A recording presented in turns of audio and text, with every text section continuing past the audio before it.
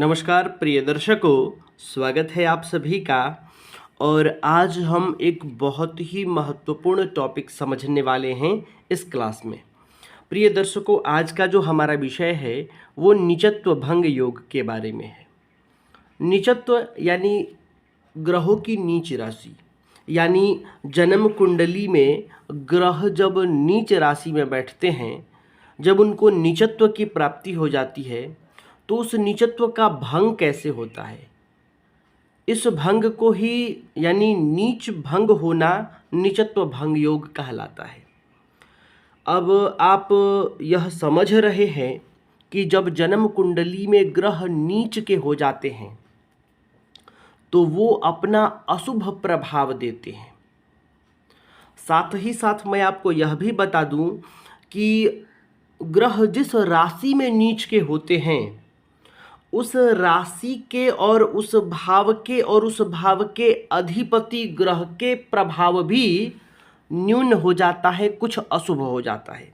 जैसे कि देखिए, यहाँ एक उदाहरण दे रहे हैं, इसी उदाहरण पर समझेंगे, इसके अलावा भी उदाहरण हम लेंगे। लेकिन सबसे पहले मैं इसके फल के बारे में बता रहा हूँ कि जब ग्रह नीच के हो जाते हैं, भंग की बात कब होगी? जब ग्रह नीच के हो जाएं तब उसके भंग की बात होती है, इससे पहले नहीं। तो भंग से पहले क्या अवस्था होगा? ग्रह नीच के होंगे। जैसे कि ये है, चंद्रमा वृश्चिक में हो तो नीच के होते हैं। तो चंद्रमा जब वृश्चिक राशि में बैठ जाए तो चंद्रमा का जो फल होगा वह अशुभ होगा ही होगा। क्यों? क्योंकि चंद्रमा नीच राशि में हो गए। इसी प्रकार यदि सूर्य तुला राशि में बैठे हों तो वह नीच राशि में कहलाएंगे, नीच हो जाएंगे और उनका अशुभ प्रभाव मिलेगा ही मिलेगा। लेकिन यहाँ तो केवल ग्रह का प्रभाव नीच हुआ, इसके साथ और क्या थोड़ा सा अशुभ प्रभाव, निगेटिव प्रभाव या शुभ प्रभाव में कमी किसको मिलती है? तो जैसे यहाँ चंद्रमा वृश्चिक में बैठ जाए तो चंद्रमा तो अशुभ हो ही जाएंगे। साथ ही साथ इस वृश्चिक राशि का जो पति मतलब मालिक है, वृश्चिक पति यानी वृश्चिक राशि के जो अधिपति ग्रह है कौन? मंगल। यह मंगल भी उस तरह से शुभ प्रभाव नहीं दे पाएगा, क्योंकि देखिए कालिदास जी ने अधिष्ठित ग्रह का प्रभाव भी माना है। ज्योतिष शास्त्र में भी उनके बहुत महत्वपूर्ण योगदान हैं, उसको भुलाया नहीं जा सकता। तो कालिदास जी का कथन है अधिष्ठित ग्रह, अधिष्ठित ग्रह का भी प्रभाव बहुत हद तक राशि को मिलता है, यानी राशिपति को मिलता है। तो वो सूत्र यहाँ क्यों नहीं लागू होगा? तो कुछ हद तक यहाँ भी लागू होगा, क्योंकि जब वृश्चिक राशि पर चंद्रमा बैठ जाएंगे तो जो मंगल होगा वो वृश्चिक राशि पे चंद्रमा अधिष्ठित राशि का स्वामी हो जाएगा। चंद्रमा अधिष्ठित राशि का मतलब हो गया कि मंगल की राशि पर चंद्रदेव बैठे हैं, तब कहलाएगा मंगल को कि चंद्रमा अधिष्ठित राशि का स्वामी है। अधिष्ठित का कालिदास ने बहुत ज़्यादा महत्व माना है, जिस कारण से ग्रह के जो प्रभाव हैं उसमें भी न्यूनता देखने को मिलती है। जैसे मान लीजिए यहाँ चंद्रमा है, अब इसी वृश्चिक राशि पर यदि राहु बैठे तो मंगल के भी प्रभाव में राहु का प्रभाव आ जाएगा। क्यों? क्योंकि जो मंगल है वो राहु अधिष्ठित राशि का मालिक हो जाएगा। अब बात यहाँ केवल वृश्चिक की नहीं है, बात यहाँ मंगल की दूसरी राशि का भी हो सकता है। जैसे मान लीजिए मेष राशि पर राहु बैठा हो, राहु अधिष्ठित राशि का स्वामी कहलाएगा क्योंकि उसके मेष राशि पर राहु बैठा है। तो मंगल उस राहु के भी प्रभाव को ग्रहण करेगा। तो यहाँ जब नीच का ग्रह किसी ग्रह के राशि में आकर बैठ जाता है और ये तय है कि कौन सा ग्रह किस राशि में बैठेगा, तो वह नीच का होगा। नीच ग्रह के बारे में मैं पूर्व में बता चुका हूँ, आप वह क्लास देख सकते हैं। तो जब कोई ग्रह नीच राशि का होता है तो वह स्वयं अशुभ तो होता ही है, साथ ही जिस राशि पर वह नीच का होता है उस राशि के राशिपति को भी अशुभता प्रदान करता है, यानी अशुभता देता है। उस राशि के राशिपति भी अशुभ हो जाते हैं। तो आप इतने से ही समझ लीजिए कि नीचत्व भंग का कितना प्रभाव है। यदि ग्रह नीच होकर भंग हो जाए तो सब कुछ प्रायः ठीक हो जाता है। और जैसे ग्रह नीच राशि में बैठकर राशिपति को अशुभ करते हैं, वैसे ही यदि भंग हो जाए तो नीच का ग्रह तो निर्मल हो ही जाता है, साथ ही उस राशि के राशिपति को दोगुना बल दे देता है। जिस राशि का राशिपति होता है वह डबल बलशाली हो जाता है, वह शुभ हो जाता है और भी अच्छा रिजल्ट देने लगता है। इसलिए नीचत्व भंग का बहुत बड़ा महत्व है। इसको आज हम विस्तार से जन्म कुंडली पर भी समझेंगे। सबसे पहले देखिए, निम्न स्थितियों में से कोई भी होने पर नीच राशि स्थित ग्रह का नीचत्व भंग हो जाता है। यहाँ नीचे कुछ अवस्था दिया है, ग्रहों की स्थिति दिया है कि किस स्थिति में ग्रहों का नीचत्व भंग हो जाएगा। नीचत्व भंग होने का मतलब जो उनको नीच राशि में बैठने का अशुभता लगा था, दोष लगा था, वह भंग कैसे हो जाएगा। यदि वह भंग होगा तो क्या होगा, सबसे पहले इसको पढ़िए। नीचत्व दोष भंग होने पर ग्रह तो निर्मल होता ही है, राशि के स्वामी को दोगुना बल भी मिल जाता है, जिससे वह अपने भाव की, जिसका वह स्वामी है, पूर्ण तीव्र वृद्धि करने में समर्थ होता है। अब देखिए, नीच राशि में बैठने से राशिपति को जब अशुभता मिलेगा तो बल भी मिलना लाजमी है, और जब नीच भंग होने से राशि स्वामी को दोगुना बल मिलेगा तो जब कोई ग्रह किसी राशि में नीच का होता है तो उस ग्रह के साथ राशिपति में भी अशुभता आनी लाजमी है। तो आप समझ लीजिए कि जैसे चंद्रमा वृश्चिक में बैठे तो नीच राशि का वृश्चिक में बैठकर चंद्रमा अशुभ तो होगा, साथ ही साथ मंगल को भी अशुभ प्रभाव मिलेगा। कारण क्यों? क्योंकि चंद्रमा इस मंगल के राशि में नीच का हुआ है। कालिदास जी की बात मैं आपको बताया कि वो मानते हैं कि ज्योतिष शास्त्र में अधिष्ठित ग्रह का प्रभाव बहुत होता है, और यहाँ वह सूत्र आप लगा सकते हैं। चंद्रमा यहाँ मंगल की राशि में है तो मंगल चंद्रमा अधिष्ठित राशि का स्वामी हो गया। अब चंद्रमा यहाँ अच्छा होता, यानी मंगल के घर में चंद्रमा अच्छा होता तो चंद्रमा के शुभ प्रभाव मंगल को मिलते। अब यहाँ चंद्रमा वृश्चिक में नीच का हो गया है तो मंगल को भी अशुभ प्रभाव मिलेगा। तो बढ़िया कब मिलता, जैसे चंद्रमा मेष में होते तो नीच नहीं होते तो चंद्रमा का शुभ प्रभाव मंगल को भी मिलता, लेकिन वृश्चिक में ये नीच के हो जाते हैं तो चंद्रमा और मंगल दोनों ही अशुभ प्रभाव देने वाले होंगे। हालांकि चंद्रमा अधिक देंगे, मंगल इनके अपेक्षा कम देंगे। लेकिन यही चंद्रमा यदि भंग हो जाता है, इसका नीचत्व भंग हो जाता है, तो इस अवस्था में ये ग्रह तो निर्मल हो जाएगा। देखिए, मैं यहाँ एक चंद्रमा का उदाहरण ले रहा हूँ, अभी इसमें दिया है, तो इसी प्रकार आप सभी का समझ सकते हैं, कोई भी ग्रह हो तो यह चंद्रमा यहाँ निर्मल हो जाएगा। साथ ही साथ राशि के स्वामी, ये राशि स्वामी कौन सा है? जिस राशि में चंद्रमा नीच का हुआ है, वृश्चिक राशि के स्वामी यानी मंगल को दोगुना बल भी मिल जाता है, जिससे वह अपने भाव की, जिस भाव के वो मालिक बने हैं, जो डिपार्टमेंट उनको ज्योतिष में मिला है, पूर्ण तीव्र वृद्धि करने में समर्थ होते हैं। अब आइए समझते हैं किस किस अवस्था में, किस किस स्थिति में भंग योग बन जाता है, यानी नीच ग्रह का भंग योग, नीचत्व भंग हो जाता है। नीचस्थ ग्रह की नीच राशि का स्वामी लग्न से या सूर्य से या चंद्र से केंद्र में। अब आप यहाँ ध्यान दीजिए कि लग्न से, सूर्य से, चंद्र से, यानी 3 लग्नों की बात हो गई। सबसे पहले तो आप लग्न समझ रहे हैं कि जन्म कुंडली में ये वाला जो भाव है ये लग्न भाव है, तो ये जन्म कुंडली का लग्न हो जाएगा। तो सूर्य से यानी क्या हुआ, चंद्र से क्या हुआ, यानी जन्म कुंडली में सूर्य जहाँ पर बैठा है वहाँ से गिनेंगे। यानी मैं आपको बताया था सूर्य लग्न कैसे निकलेगा, सूर्य कुंडली कैसे बनेगी। चंद्र से यानी जन्म कुंडली में चंद्र जिस राशि में, जिस भाव में बैठे हैं वहाँ से मानिएगा, उसको लग्न मान लीजिएगा। तो ये हो जाएगा चंद्र कुंडली। तो मैंने सूर्य कुंडली, चंद्र कुंडली और ये तो लग्न कुंडली हो ही गया। तो तीनों के बारे में पूर्व में बता चुका हूँ। तो कहने का मतलब है लग्न से, सूर्य से यानी सूर्य लग्न से यानी सूर्य कुंडली से, चंद्र से यानी चंद्र कुंडली से, केंद्र में यानी केंद्र में बैठे हो। अब सबसे पहले बात आपके मन में आएगा कि केंद्र क्या है, तो इसके बारे में भी मैं बता चुका हूँ कि 1, 4, 7, 10 ये जो 4 भाव हैं, 1 यानी पहला, चौथा, सातवां और 10वां ये केंद्र के भाव हैं। तो जो नीचस्थ ग्रह है, जो ग्रह नीच है, उस नीच राशि का स्वामी, जैसे कि देखिए चंद्रमा यहाँ वृश्चिक राशि में नीच है, तो जिस राशि में नीच है उस राशि के राशिपति, तो वृश्चिक का राशिपति कौन है? मंगल। तो मंगल यदि लग्न से, सूर्य से, चंद्र से केंद्र में बैठे हो, आप यहाँ लग्न से समझ लीजिए, सूर्य चंद्र उसी प्रकार आप घटित कर लेंगे।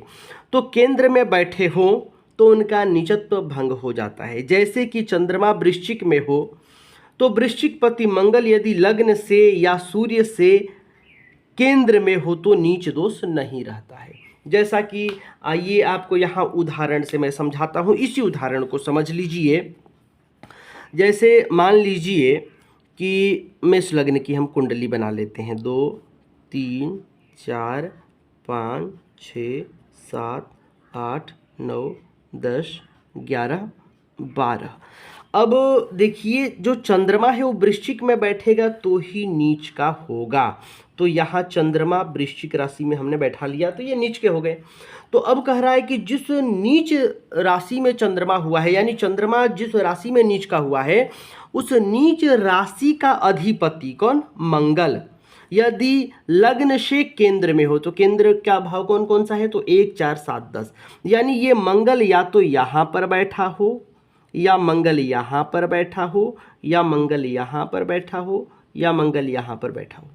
आपको राशि नहीं देखना है, ये लग्न हो गया ना, तो लग्न से ये केंद्र में हो गए मंगल। तो चंद्रमा यहाँ नीच का है, तो इस नीच के राशिपति जो है मंगल वो केंद्र में बैठ गया, तो इस चंद्रमा का नीचत्व भंग हो गया इस मंगल के केंद्र में बैठने से। पहला सूत्र ये हो गया।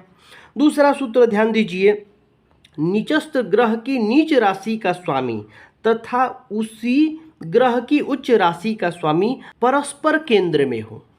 अब कहा कि दोनों ही राशियों का स्वामी देखना है। जैसे मान लीजिए ये चंद्रमा यहाँ नीच का है, तो इस चंद्रमा का जो नीच राशि है उस राशि का अधिपति, जैसे मंगल हो गया क्योंकि ये वृश्चिक में नीच का है, तो यहाँ मंगल और कौन सा?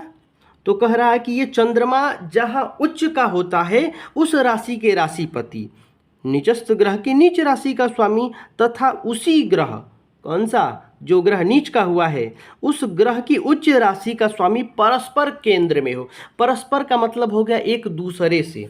तो ये चंद्रमा उच्च का कहाँ होता है? तो चंद्रमा उच्च का यहाँ पर होता है वृषभ राशि में। तो वृषभ राशि में उच्च का होता है, तो वृषभ राशि का अधिपति कौन है? तो शुक्र हो गए। तो कह रहा है कि ये शुक्र और मंगल एक दूसरे से केंद्र में हो। एक दूसरे से केंद्र में कैसे बनेंगे? तो ये आप गिन लीजिए कि इस मंगल से शुक्र 1 4 7 10 होने चाहिए और इस शुक्र से ये मंगल 1 4 7 10 होने चाहिए। जैसे मैं ये भी उदाहरण दे रहा हूँ, यहाँ देख लीजिए। मान लीजिए यहाँ मंगल बैठे हैं तो यहाँ पर शुक्र बैठ गए, तो यहाँ मंगल से गिनिएगा तो ये केंद्र में आएंगे, 1 2 3 4, चौथा भाव केंद्र का है। अब यहाँ से शुक्र से गिनिएगा तो भी मंगल ये केंद्र में आ जाएगा। क्यों? गिनकर देखिए, यहाँ से 1 2 3 4 5 6 7 8 9 10, 10वां भाव भी केंद्र का है। तो यहाँ ये वाली जो स्थिति होगी ये एक दूसरे से केंद्र में हो जाएंगे। तो इस अवस्था में भी इस चंद्रमा का नीचत्व भंग हो जाएगा। तीसरा सूत्र देखते हैं अब। नीचस्थ ग्रह लग्न या चंद्र से केंद्र में हो।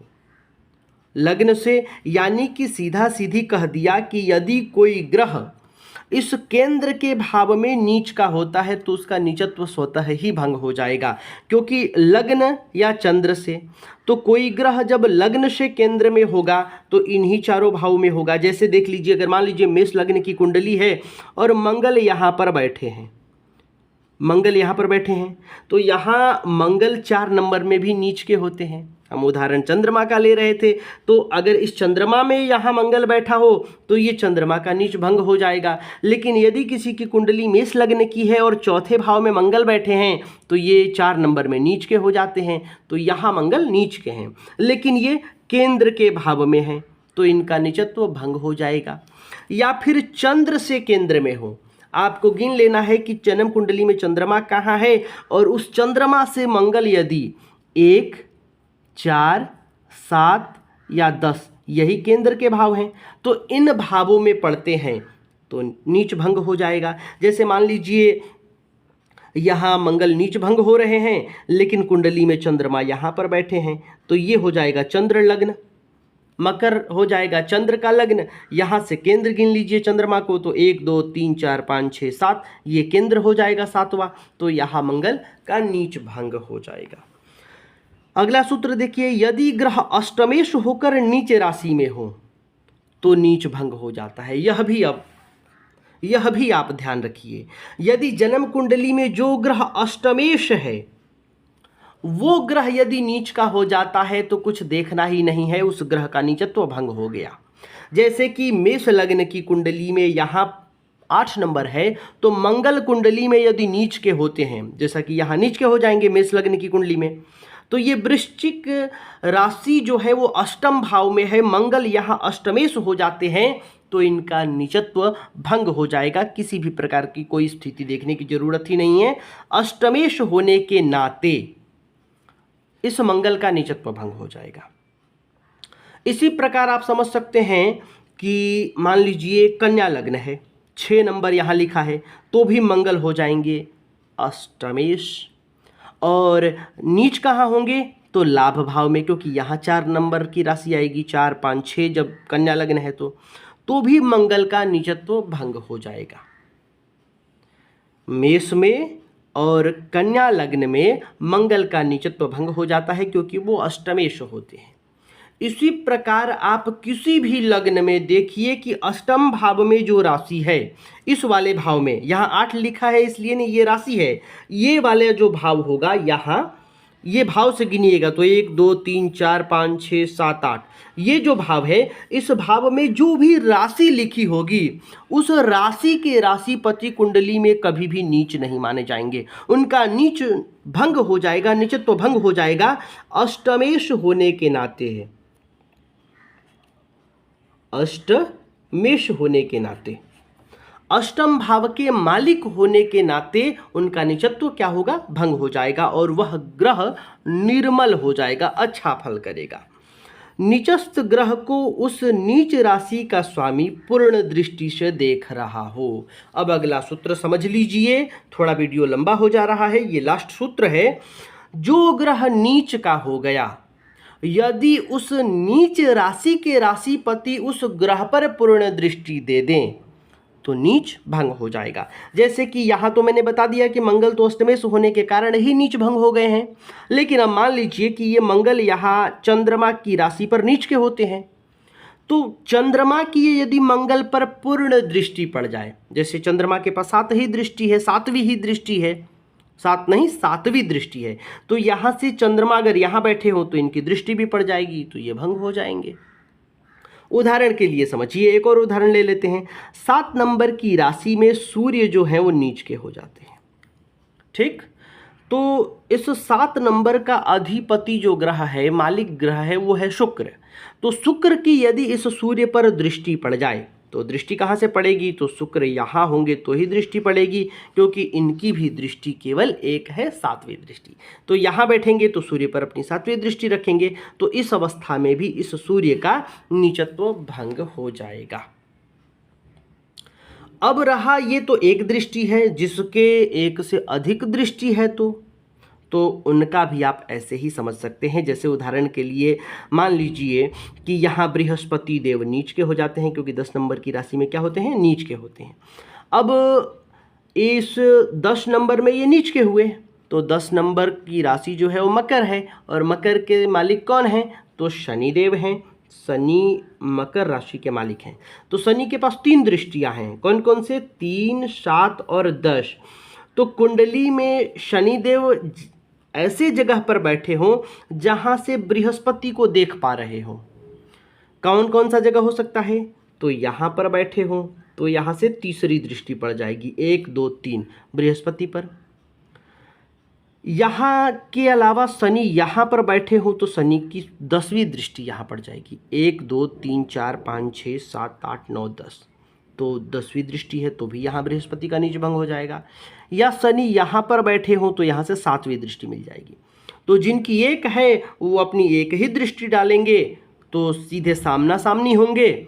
जिनके एक से अधिक दृष्टि है तो उन ग्रहों की जहाँ से नीच ग्रह पर दृष्टि पड़ रही हो, यदि उस भाव में बैठे हों तो उस ग्रह का नीचत्व भंग हो जाएगा।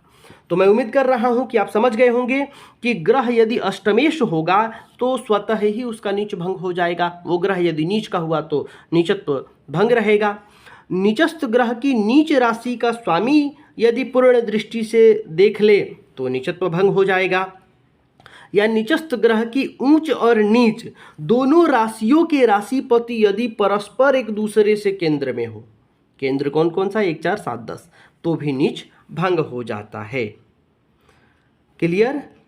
नीचस्थ ग्रह की नीच राशि का स्वामी लग्न से, सूर्य लग्न से, चंद्र लग्न से केंद्र में हो तो भी नीच भंग हो जाता है।